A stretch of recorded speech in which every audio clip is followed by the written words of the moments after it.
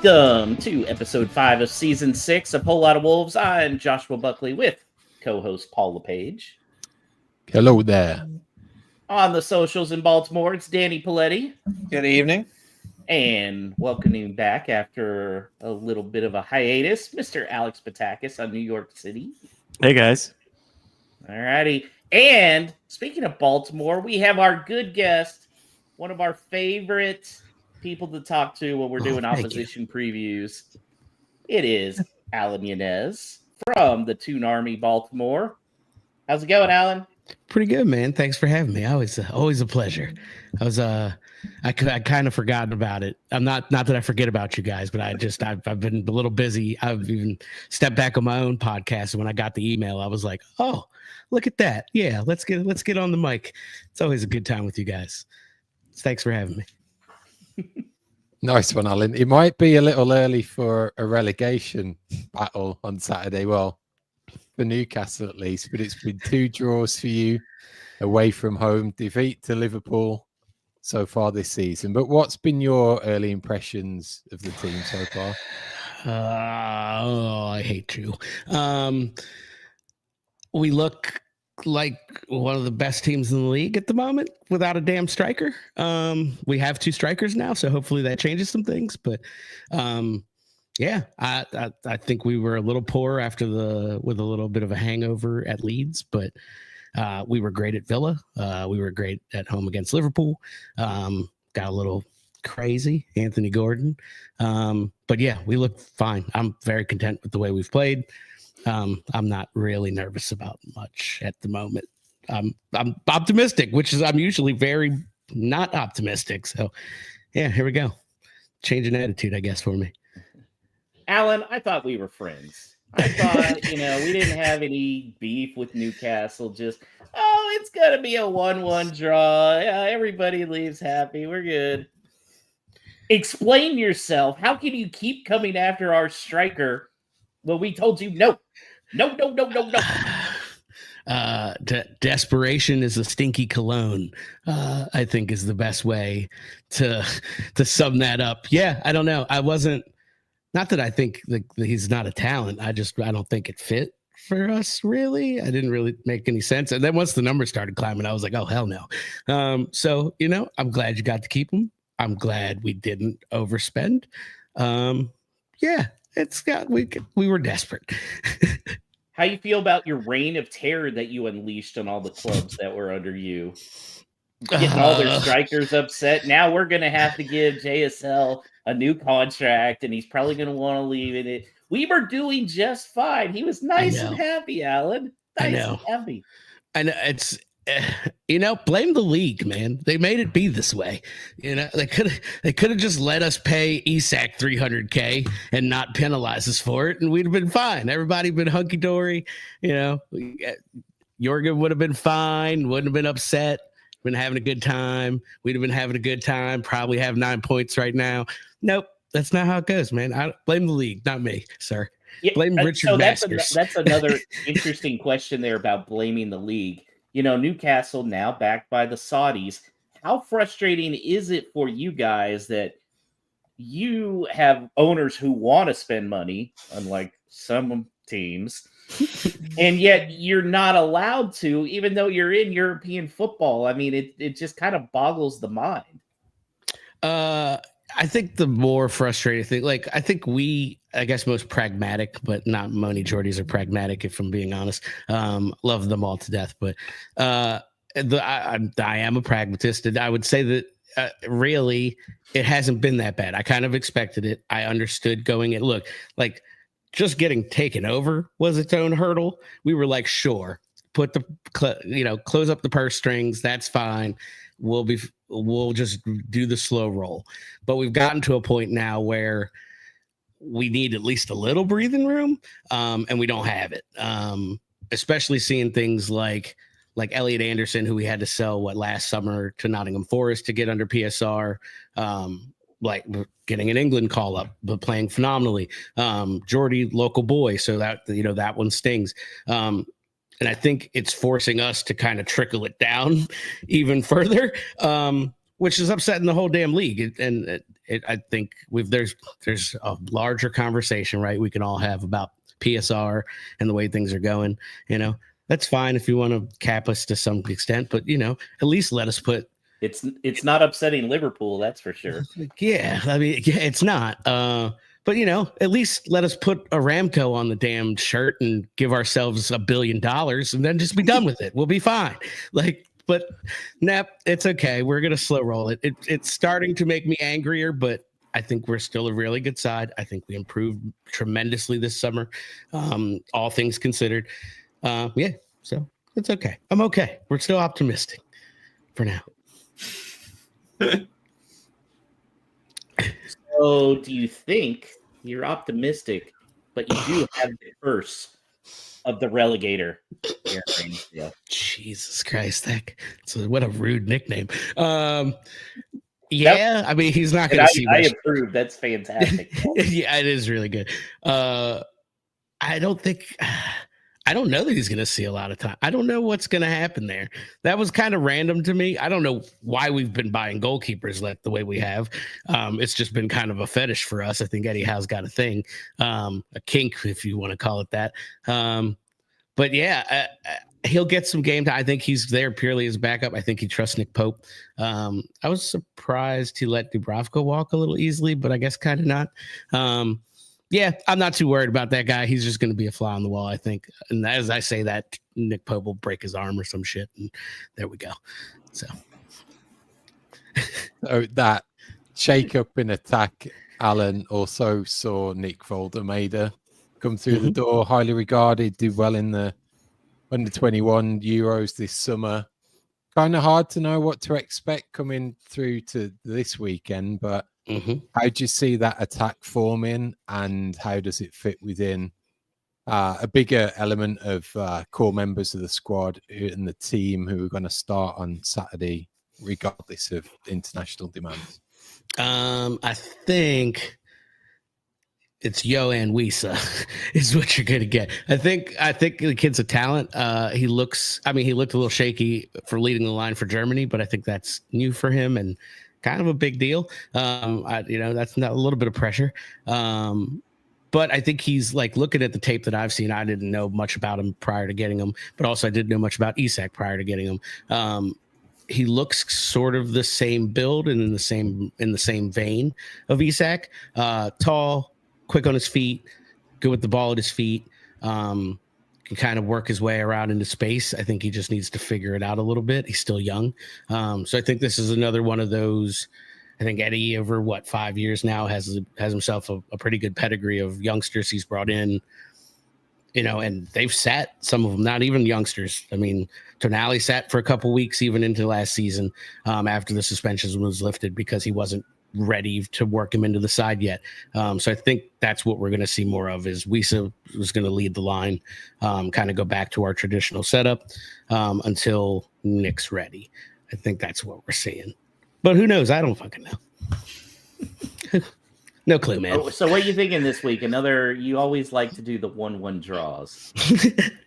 I don't feel like I can do it today because I'm sorry, we have to hammer y'all, or at least just win. But we have to get points. We've had a rough start. I love you all, but I'm sorry, it's not a 1-1 this time. I think we're at home.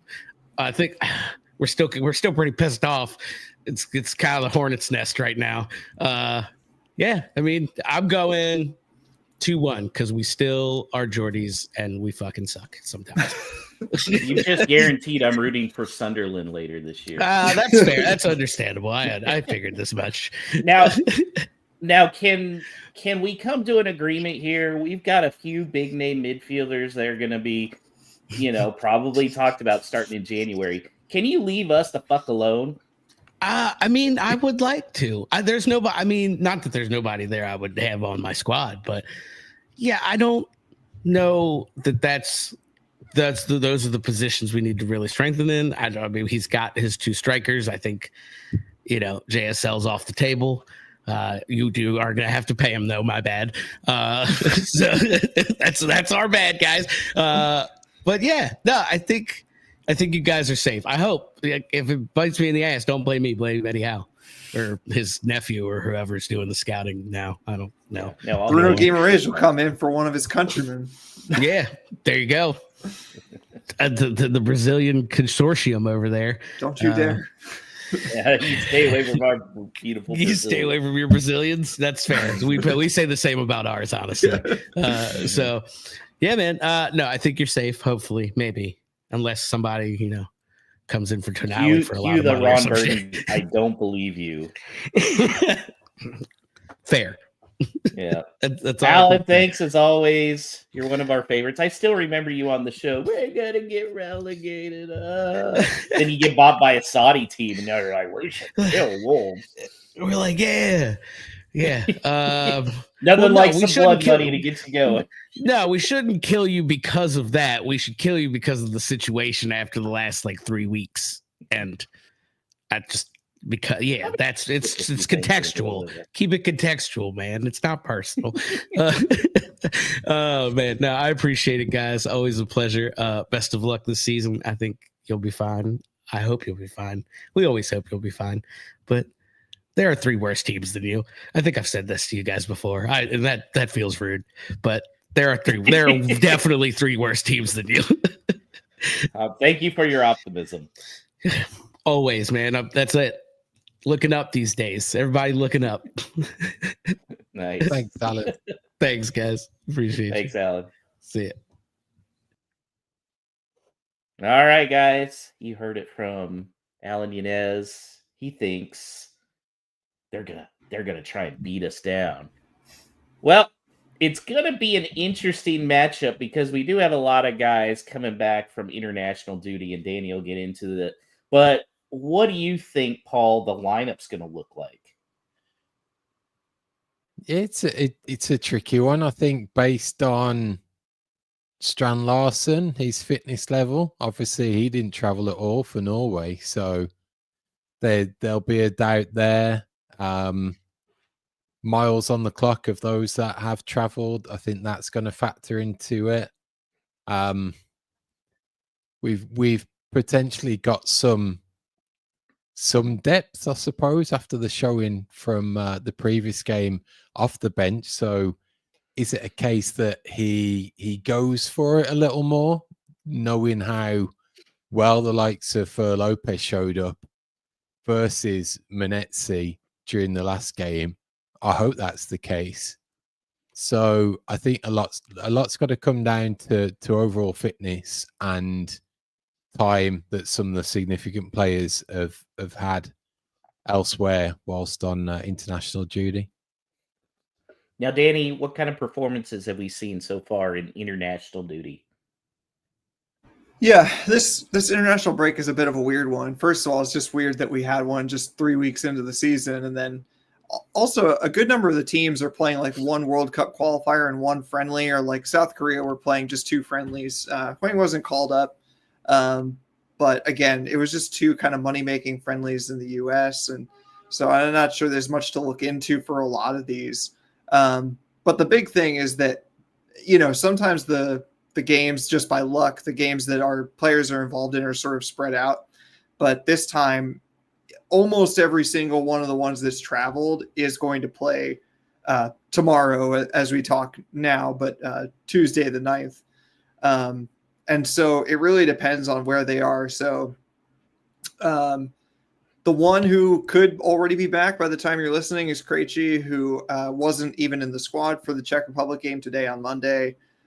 So that was one of those that was a friendly and not World Cup qualifying. So they may have just completely rotated the squad and he headed home afterwards or something.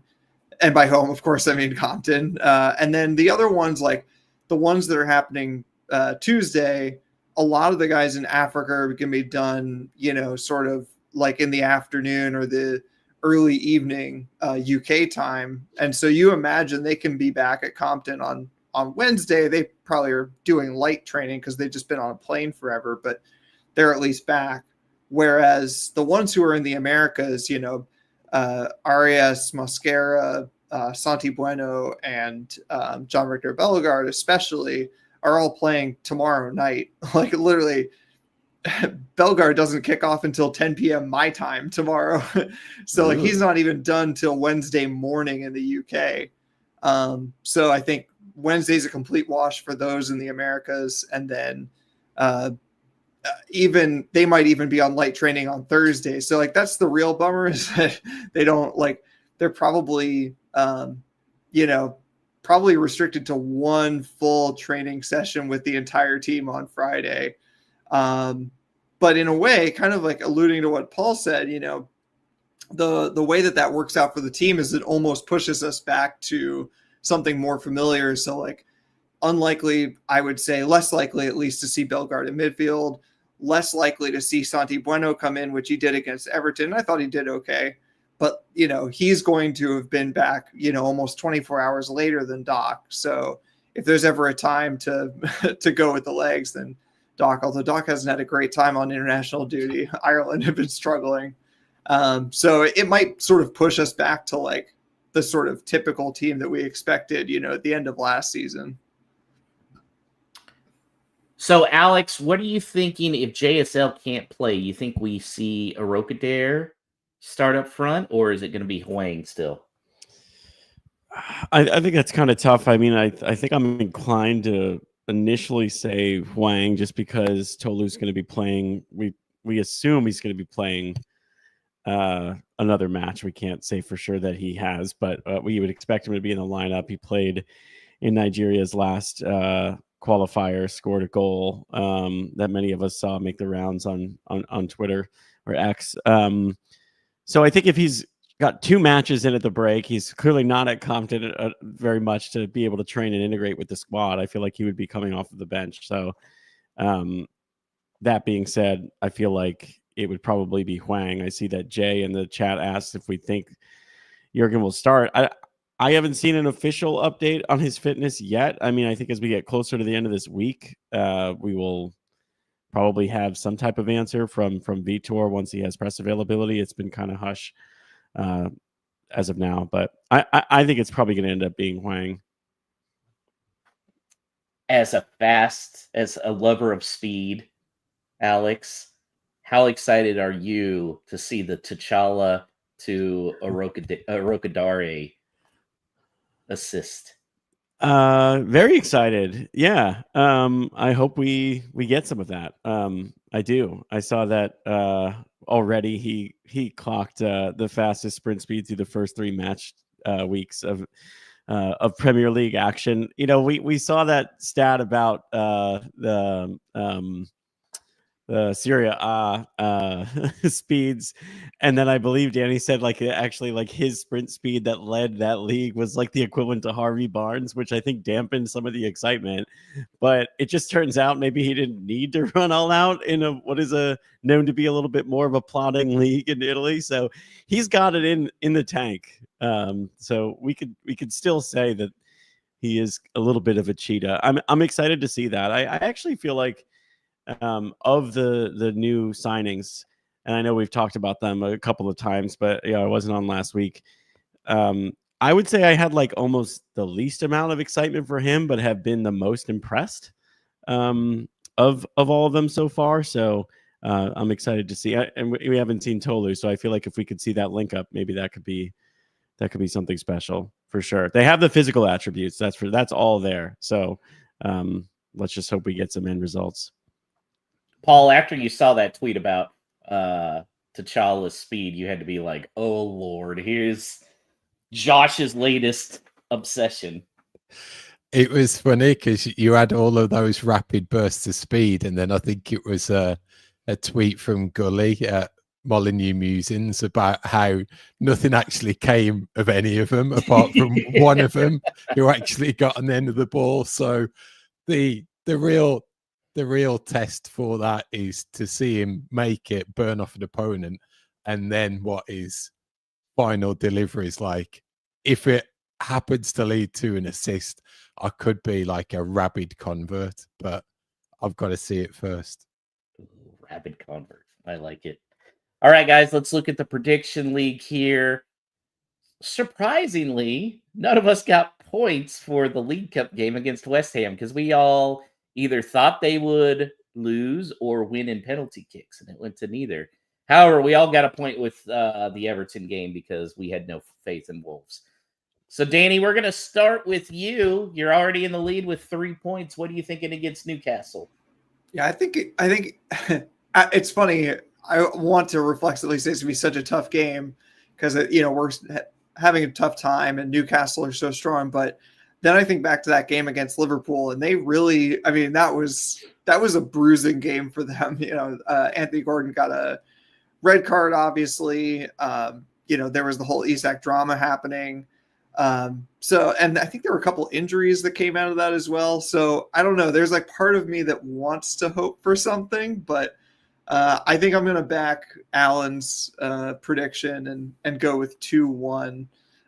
Huge question mark about who starts up front for us because it could be one of 3 different people. So, all right, Alex, what are you thinking?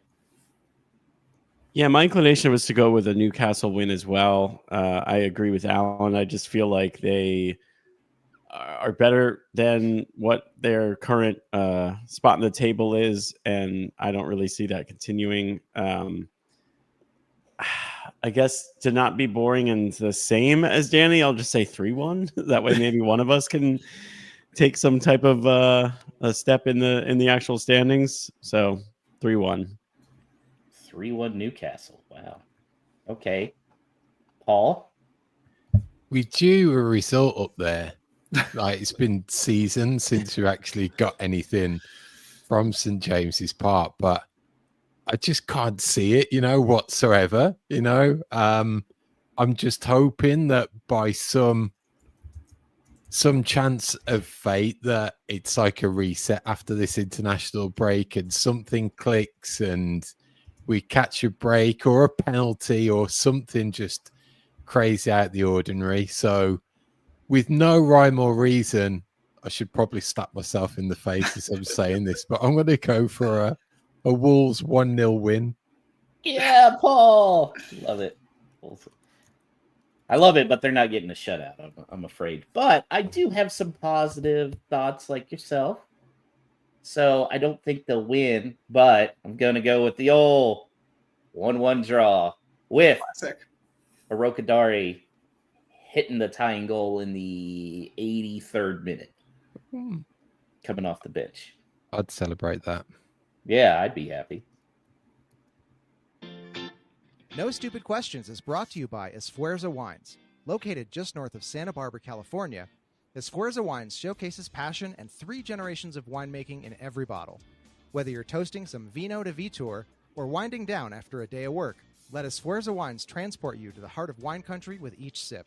Now at esfuerzowines.com, you can use the promo code VITOR, that's VITOR, at checkout to receive a 30% discount off your order. And don't forget to try the special edition 1-pack wines to show your passion and support for Wolves with each glass. This message is intended for those of legal drinking age. Do not drink and drive. Excessive alcohol consumption may be harmful to your health. If you or someone you know is struggling with alcohol abuse, please seek help. Esfuerzo Wines reminds you to enjoy their product responsibly and in moderation. All right, it's that time of the show where we open it up to the listener. We get you involved by answering questions you've submitted either on our social media channels or through email. hello@awholelotofwolves.com is where you can reach us there, or you could even participate right here in the chat in the live stream in real time for those who are watching live. It's of course brought to you by Esfuerzo Wines. 30% off your order by adding the coupon code VITOR at checkout at esfuerzowines.com. So let's start with New England Wolves on X, who ask, is the international break the best chance for Wolves not to concede a goal this week? Now, Paul's got a clean sheet in his prediction. I don't know. Maybe he's feeling a little lineup shift and a little Krejci coming in and fixing things. I'm not sure. Or maybe a little mascara. Ooh. Yeah, no minutes for Is mascara. Agbadu in there or yet. not, Paul? Like, no, if he's going to, if he's towing that sign line as he did with Andre, then he doesn't get the start, but it's about bodies and minutes after the international break. So I think that may be his only saving grace. Yeah. let's get to Dallas Wolves. All the Wolves supporters clubs chiming in this week from different areas of the nation. They ask whose alcohol consumption has gone up since the start of this new campaign. Now, Josh, I see you're drinking a beer, so technically yours for podcasting purposes has gone down. Yeah, I didn't have my usual A&W root beer as a mixer, so I went with the Bears are playing tonight, so I went with the beer. Right, nice. In a frozen boot, or is that a boot, or is it just a No, mug? I it's couldn't just see a the bottom. frosted glass. Okay. I It's a thought for frosted some glass. reason, And I have a little draft machine to put it in there, and it makes it all Wow. come out like draft. It's Oh, nice. that's good stuff. Has anyone seen their habits change? I will briefly say, and this was more college football driven, but after the Everton match, in a situation where I would usually probably stay and kind of like drink my sadness away on that Saturday, it got absolutely mobbed with Texas fans, and I just couldn't stand to be in that crowd, so I went home and then just kind of called it early. So I guess technically I'm pacing lower than I normally would be in a Wolves season. How about you, Danny? I mean, no celebratory beers. Yeah, I think people can probably guess that I drink more when we win. So Yeah. it's like Vitor, I'd probably been a bit more healthy recently. I feel like whenever we lose, and especially if it's like a tough loss and I'm feeling it, I'm like way more aware of my alcohol consumption. Like I'm like, no, you shouldn't sad drink. like it's okay agreed. to have a beer, but maybe don't get drunk. Whereas when we're winning, all caution goes out the window. I will say I'm very glad that Everton game, I was staying with my big brother who doesn't drink, because Alabama lost as well, and I would have been drinking away a lot of sadness that night. Yeah, that was a rough day for you sporting wise. It was not. It was less than ideal. Yeah. Drew Freakin on X. With Agbadou and Menetsi's recent form, will AFCON really be so bad? Or will Vitor find some answers from within, i.e. Krejci for Lopez? Paul, what do you think about this? It seems like we're all worried about this period, but maybe we'll stumble upon some jewels we already have in the squad. Or what happens if their form is so bad they drop out of international recognition? That's no good at all, because we'd be left with them. Certainly Menezes. And again, I'm going in on him. He's fine off the bench. He can come on and close the game out. Plays an advanced midfielder in a 3 if we're holding on to a game. But please don't have him start when you got someone like for Lopez on the bench, please, Vitor. Oh, Menezes. Who can we compare? I mean, I feel like Menezes is to Vitor as Doc was to Nuno, where no matter what they did, they were never coming off the pitch. Yeah. I don't know. I think Doc's still excited more than Menezes has, though. For me, maybe I'm just misremembering and like thinking of him too fondly. But yeah, it's a tough one. It's tough to find another comparison, though. So we can roll with that. Other than Lodge and his imaginary number 9. Yeah, exactly. A second question from Drew, by the way. Would you take 17th right now, but you're guaranteed to lose either Joao or Andre next summer? Would you take it? 100%. Don't even. Yeah, I mean, we're gonna lose one of them or both of them next year anyway. So, yeah. Well, the thing is, you lose them if you're relegated, and you lose them if you stay up, probably, because they're gonna be like, "I'm not sticking around for another year." What are you trying to say? Yeah, so I guess you just have to stay up and then try to do this whole thing over again and have a failed rebuild that that we all have to sit through and travel transfer. I actually hate this question. It's not Drew's fault. I hate it because it's just like so it's like there's no winning. There's no right answer for Wolves in this. Like either way, it sucks. I feel That's like. okay. I'll bring it down even further and say that people often forget that like if a team gets relegated, it's often because their players aren't that good, you know? And so like that's a good point. I think we like assume that Zhao and Andre are going to go if we get relegated. And I think it's probably more than likely, but at the same time, like if we get relegated, it's partly going to be because Andre continues to play the way that he has for the first 3 weeks. So like in a whole season's worth of game time where he's playing at that level, I don't know that it's quite as like we just assumed last season, like this guy's so good, it's only a matter of time. But if we have a whole season's worth of him only being so, it becomes a lot less likely. So I don't know. It's like, that's the other side of this. We sort of talked at one point about like, you know, the standing of these players in the international teams and whatever, but it's like, well, they also have to want to step up. They can be as grumpy as they want about, you know, like Wolves not playing well and them not getting into the Brazil team or whoever, you know, but like, I don't know. We don't know what's going on behind the scenes. And it's not like Andre has been like lighting it up the first 3 weeks. So. Yeah.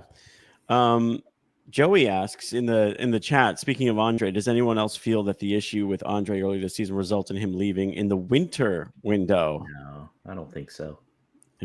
Nobody can come in and tempt Jeff with I don't know, 25 million or something like that. I mean, I think it's not out of the realm of possibility, especially if he's upset about something. But that being said, I think what Josh has in his mind is like, that's a big risk for Andre to go somewhere else in the final 6 months before the World Cup. And he's trying to play himself into the team. You know, where can he go realistically that he will have a better chance of being in the Brazil team? That's going to be a tough move for him. So, I mean, like, you know, could the money come in that would be right for us to sell? Possible, but it's tricky.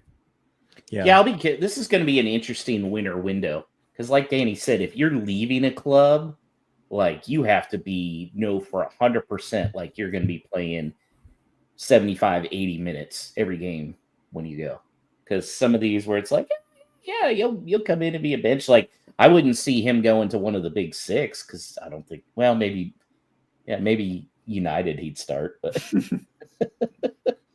yeah, I mean he would. So if they get that urge because they're not going to get Baleba, like I don't know, maybe. But it's just, I guess it's just, I think we have to be at peace with losing one or both of them because it's inevitable and it's going to happen. And also, if it happens in that fashion that like the question was, asked under those circumstances, then this midfield duo didn't do shit for us anyway. Like, and we've been like crying out for ages to have more varied midfielders, and we just don't. And we don't even have backups to the ones that we do have. If backup midfielders are your thing, Wolves may not be for you, Alex. But seriously, it's like and then we just like we send out any midfielder who's not like a clone of these guys who might dare to bring something different to the table because they don't fit the manager's system. But then the manager's benching arguably one of our best players because he's not like giving, I don't know, he's not performing up to that level. It's just a no-win situation there. So a little disheartening. Can I kind of like just add one minor sub question to this question? Yeah. Like, is there a chance that in the winter window we gain a midfielder instead? Or am I just like smoking crack? Like what, like that would just be insane, right? To bring one of those in. I bet it's on loan though. That's fine. Like, yeah, I'd be fine. I don't know why like we loan everybody else, but we don't know how to bring in loans ourselves.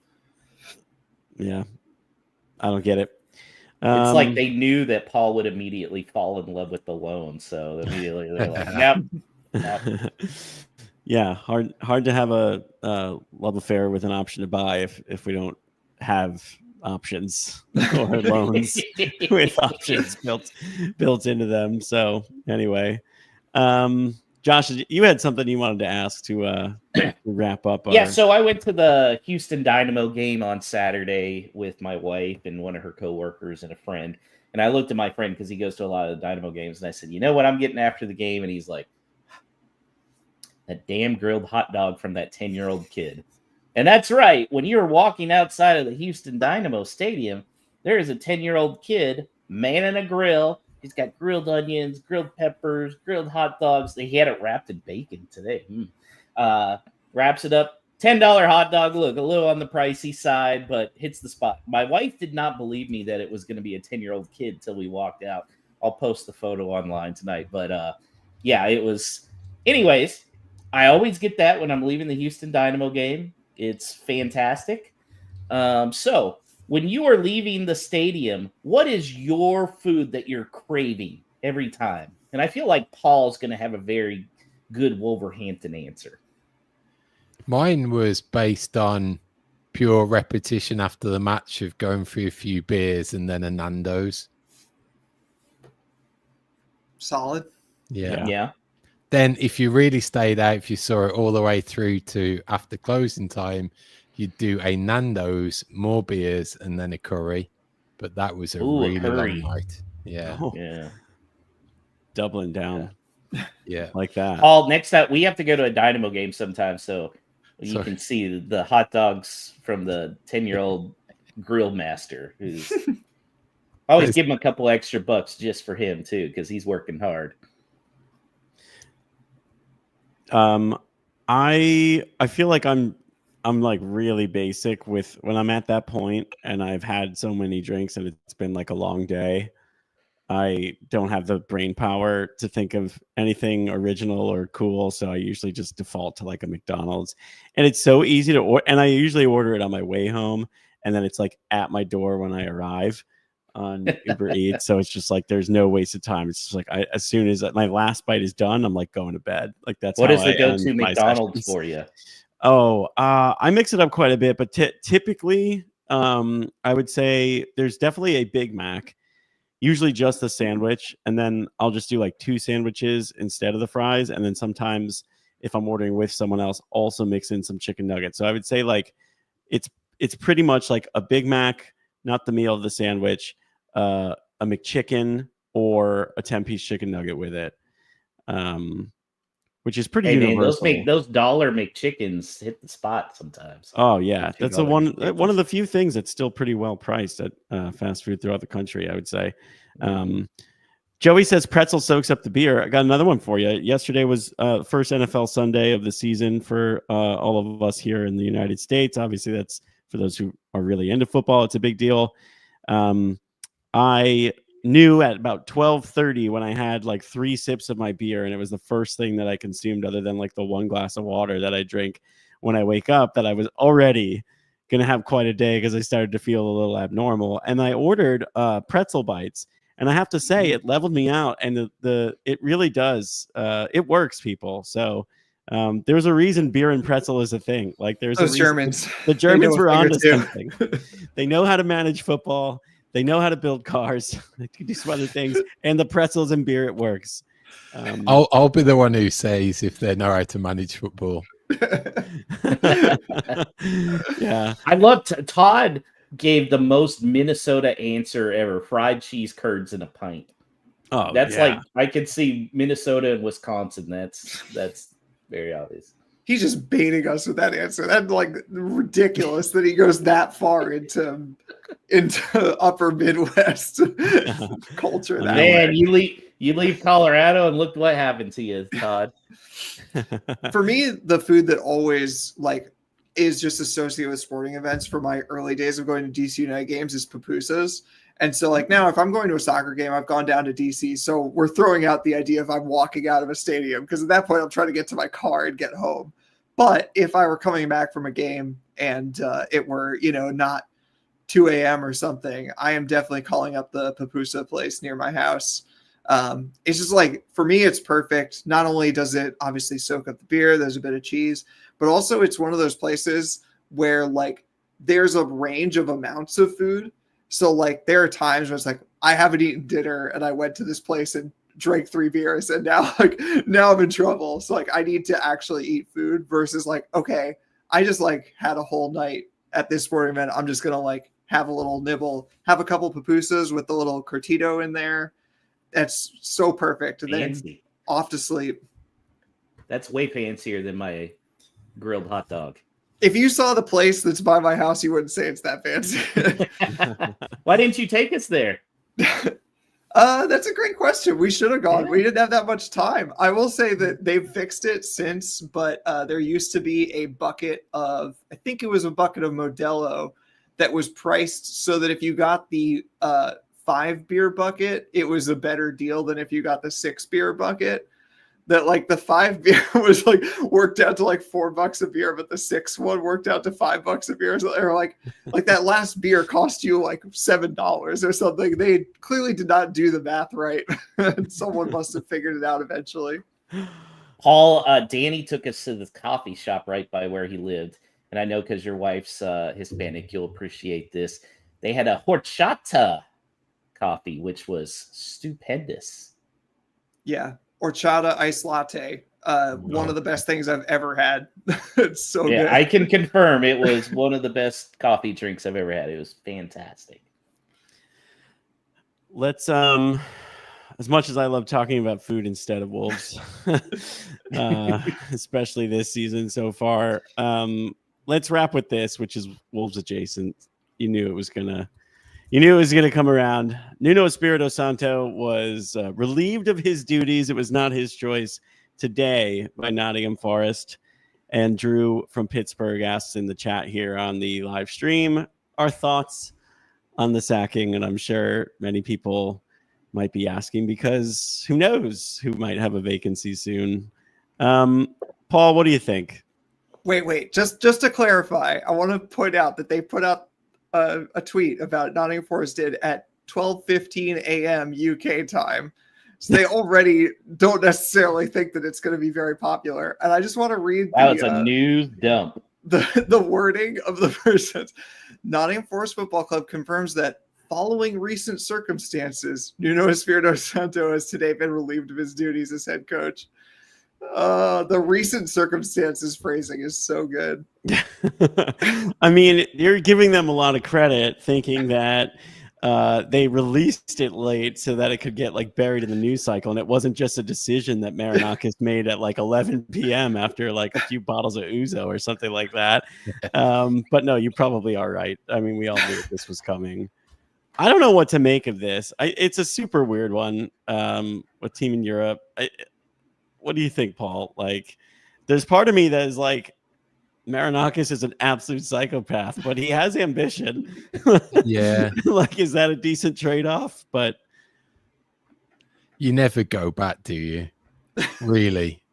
You shouldn't anyway, you know.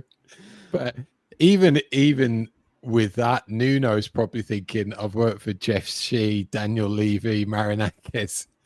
Is like Jeff Shee the best of a really bad bunch? Oh, you know. So I don't maybe know. the atoms were aligning.